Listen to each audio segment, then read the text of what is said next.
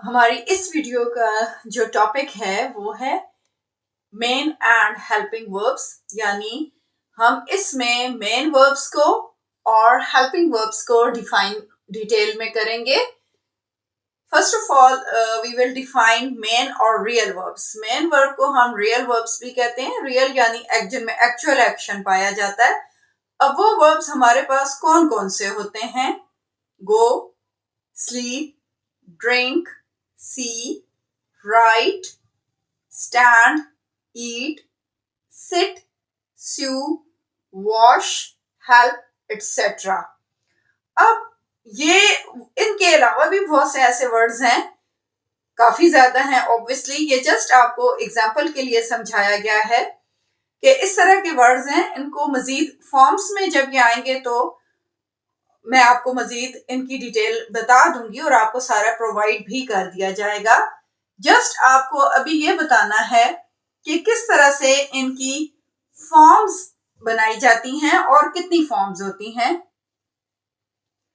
अब हम अपने वर्ब्स की फॉर्म्स को डिस्कस करेंगे, लेकिन उससे पहले आपको एक बात फिर याद करा दूं कि अगर आपने हमारे चैनल को सब्सक्राइब नहीं किया तो आप उसको सब्सक्राइब कर लीजिए, क्योंकि इसकी मजीद जो फॉर्म्स होंगी, डिटेल फॉर्म्स, वो आपको प्रोवाइड करनी है मैंने वीडियोस में, इसलिए आप चैनल को जरूर सब्सक्राइब कर लीजिए।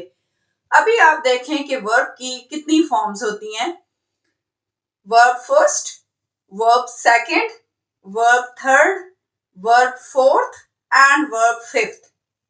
यूजुअली फर्स्ट थ्री फॉर्म्स को ही ज्यादा देखा जाता है, लेकिन according to the tense form ये जो वर्ब फोर्थ और वर्ब फिफ्थ फॉर्म है यह भी इंतहाई इंपॉर्टेंट है, और इसी के लिए बताया जाता है कि ये किस वजह से बनती हैं और इन्हें किस तरह से बनाया जाता है। अब इसकी एग्जांपल के लिए मैंने वर्ड हेल्प लिया है।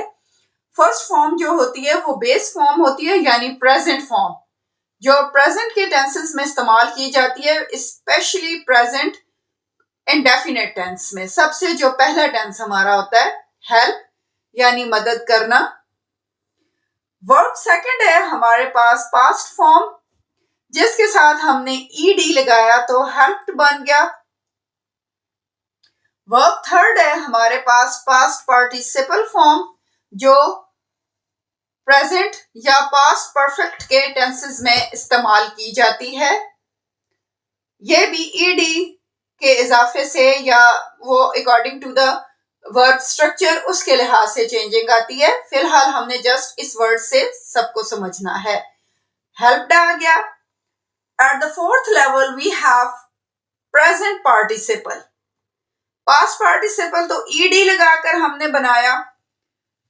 प्रेजेंट पार्टिसिपल हमने मेन वर्ब के साथ आईएनजी लगाने से हमारे पास ये वाली फॉर्म बनती होती है, यानी वर्ब फोर्थ फॉर्म।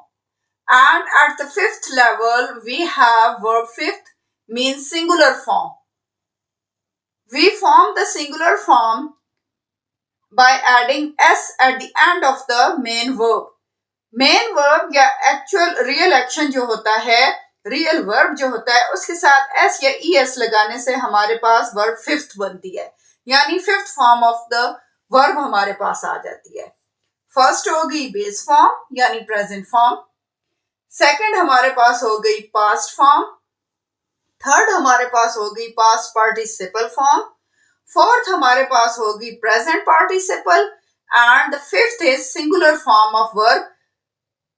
इसमें ये किस लिए इस्तेमाल होता है? For the third person singular, जहां पे हमने ही, शी या एनी सिंगल नेम लगाना होता है, और वो भी प्रेजेंट इंडेफिनिट टेंस में इस्तेमाल होती है, इसलिए हम इसको वर्ब फिफ्थ कहते हैं। और सिंगुलर फॉर्म इसको कहा ही इसीलिए जाता है क्योंकि ये थर्ड पर्सन सिंगुलर के लिए लगता है, वर्ब के साथ एस या ई एस।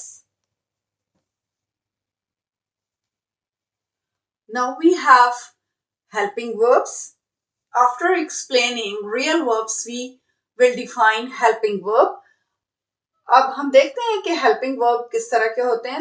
हम इसी वीडियो में हम मेन वर्ब्स और हेल्पिंग वर्ब्स को डिफाइन कर रहे हैं। Helping verbs are used with real verbs. Helping verb जो होते हैं, जैसा कि नाम से जाहिर है, दीज आर द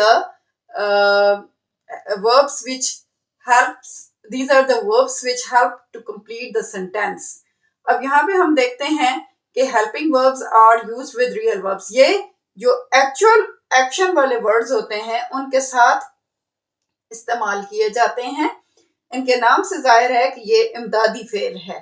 मजीद मतलब उसकी मदद करता है किसकी, जुमले को कंप्लीट होने में, सब्जेक्ट के एक्शन को मजीद डिफाइन करने में. They help us to make negative sentences and questions. ये हमारी मदद करते हैं मनफी जुमले बनाने के लिए और सवालिया जुमले बनाने के लिए. फॉर एग्जाम्पल अगर प्रेजेंट टेंसेस हैं तो हम उसके अकॉर्डिंग प्रेजेंट में हम बात करते हैं कि अगर हम कहते हैं ही गोज टू स्कूल, तो हम जब इसका नेगेटिव बनाएंगे तो हम कह देंगे कि he does not go to school. तो और उसी का इंट्रोगेटिव यानी क्वेश्चन वाला जुमला हम अगर बनाएंगे तो हम कहेंगे कि does he go to school. हमने नेगेटिव भी बना लिया और हमने इंट्रोगेटिव भी बना लिया. तो इसमें हेल्पिंग वर्ब हमारा कौन सा है इन सेंटेंसेस में, डू, जिसको हमने according to the situation and according to the subject हमने उसको गोज फिर बना दिया, एस या ई एस का इजाफा किया. फॉर एग्जाम्पल हमने जो एक्चुअल फॉर्म है हमारी वर्ब की वो हमने यानी कि वर्ब फिफ्थ लगा दी, गोज हमने बना दिया, गो को गोज हमने किया. लेकिन नेगेटिव और इंट्रोगेटिव जब हमने बनाए तो हमने हेल्पिंग वर्ब जो है हमने उसको, मैं समझा रही हूँ आपको कि हेल्पिंग वर्ब हमने डू लगा दिया डज नॉट बनाने के लिए और इंट्रोगेटिव बनाने के लिए हमने डज बना दिया.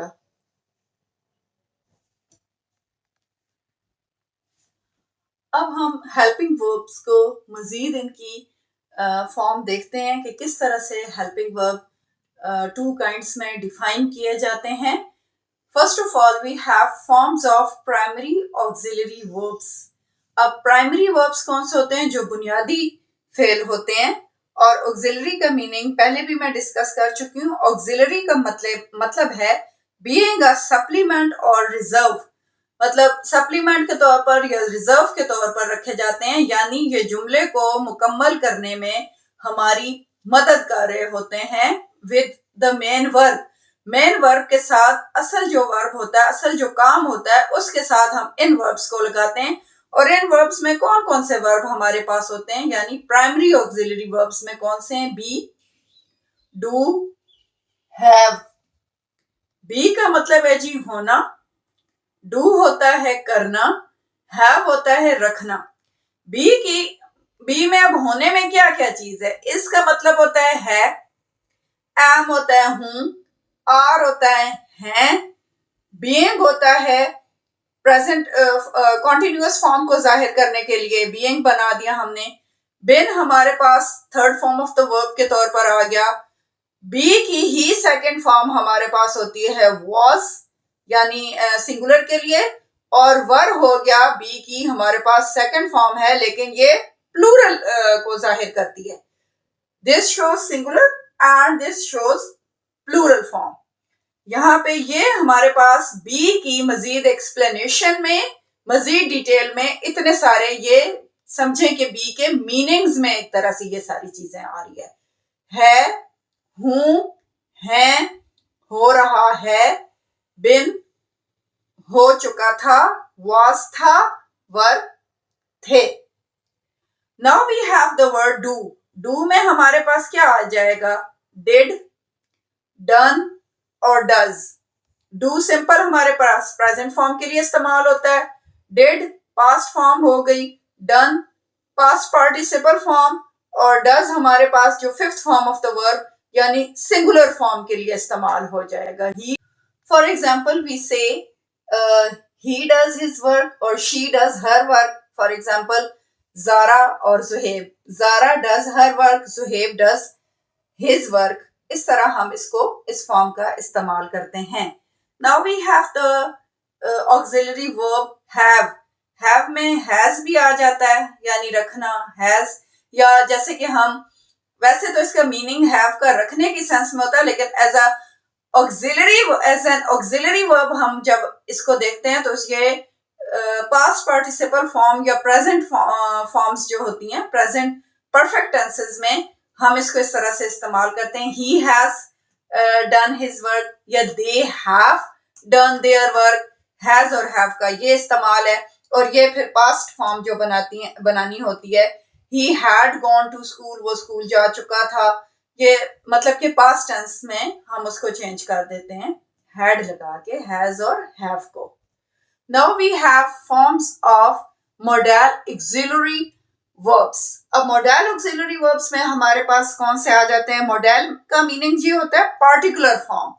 अब ये particular forms हेल्पिंग वर्ब्स की कौन कौन सी होती हैं हमारे पास? इसमें कैन आ जाता है, कुड आ जाता है, मे, माइट आ जाता है। कैन का मतलब होता है सकना, तो कुड उसकी सेकंड फॉर्म हो जाएगी। मे का मतलब भी है सकना की सेंस में या सकता की सेंस में आ जाता है, क्या मैं ये कर सकता हूं या क्या मैं अंदर आ सकता हूं, इस सेंस में ये इस्तेमाल होते हैं। मस्ट हो गया, शेल, विल, वुड, शुड। अब शेल और विल गा, गी, गे इस तरह की सेंस में, वुड भी आगे से मजीद उसकी टेंस फॉर्म के लिहाज से लगेगा, और शुड चाहिए की सेंस में आ जाता है हमारे पास। तो ये था हमारा आज का टॉपिक। उम्मीद है आपको इसकी समझ आ गई होगी।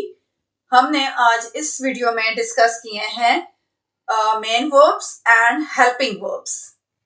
उसमें हमने मेन वर्ब्स की देखी हैं कि किस तरह से फॉर्म्स होती हैं, उनकी मजीद डिटेल भी हम इंशाल्लाह अपनी नेक्स्ट वीडियोस में जानेंगे। लेकिन उसके लिए आपको हमारे चैनल को सब्सक्राइब करना पड़ेगा और ऑल नोटिफिकेशंस को क्लिक करना पड़ेगा ताकि तमाम वीडियोस आपके पास जल्द से जल्द पहुंच सकें।